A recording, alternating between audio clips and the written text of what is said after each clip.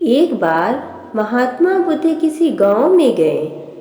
वहां एक स्त्री ने उनसे पूछा कि आप तो किसी राजकुमार की तरह दिखते हैं, आपने युवावस्था में गेरुआ वस्त्र क्यों धारण किया है?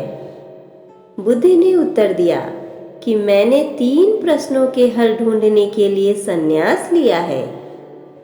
बुद्ध ने कहा, हमारा शरीर युवा और आकर्षक है, लेकिन यह वृद्ध होगा, फिर बीमार होगा और अंत में यह मृत्यु को प्राप्त हो जाएगा।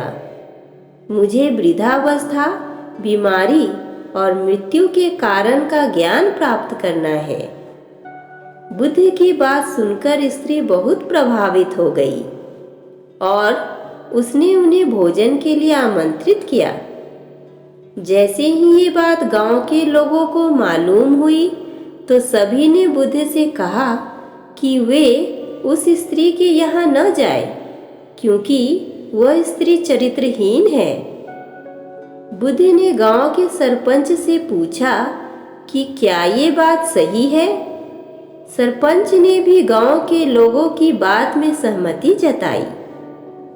तब बुद्ध ने सरपंच का एक हाथ पकड़कर कहा कि अब ताली बजाकर दिखाओ। इस पर सरपंच ने कहा कि यह असंभव है, एक हाथ से ताली नहीं बज सकती।